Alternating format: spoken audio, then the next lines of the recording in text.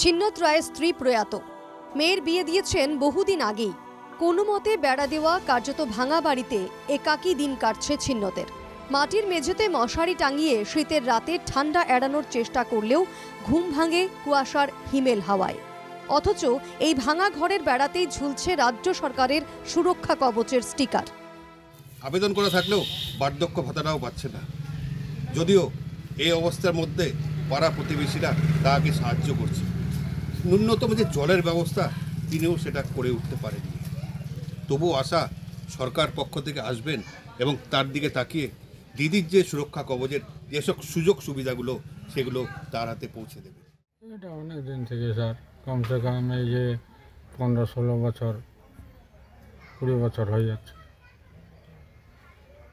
তো বাড়ির এই অবস্থা, সরকার থেকে কোনো সাহায্য কেউ কিছু করেনি? না, কেউ করে নাই স্যার, কেউ করে না। এত পঞ্চায়েত চলে গেল, 3টা পঞ্চায়েত চলে গেল, কিচ্ছু পাই নাই স্যার। বেকার ভাতাটাও আমার লাস্টে বন্ধ হয়ে গেল। হ্যাঁ, ওটাও পাই না এখনো। বার্ধক্য ভাতা ওরা পান না? না, পাই না তো। ঘরের মধ্যে তো আপনার ওই দিদির সুরক্ষা কবচের একটা পোস্টার লাগিয়ে গেছে। এটা বাইরের লোক লাগাই দিছে। তা কি চান এখন সরকারের কাছ থেকে, কি দাবি করেন? ওরা এই যে দেখতেছো আমাদের অবস্থা, ঘরটা হলে, আমাদের কুয়াটা হলে, আর বাথরুমটা হলে, হ্যাঁ,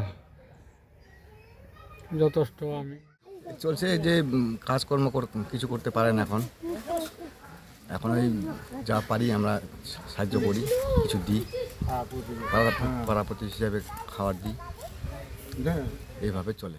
বহুত কষ্ট করে থাকে। আপনারা পাড়া প্রতিবেশী হিসেবে কি করেন? না, একটা ব্যবস্থা হলে ভালো হয়, ঘরবাড়ির ব্যবস্থা, খাওয়া দাওয়ার ব্যবস্থা।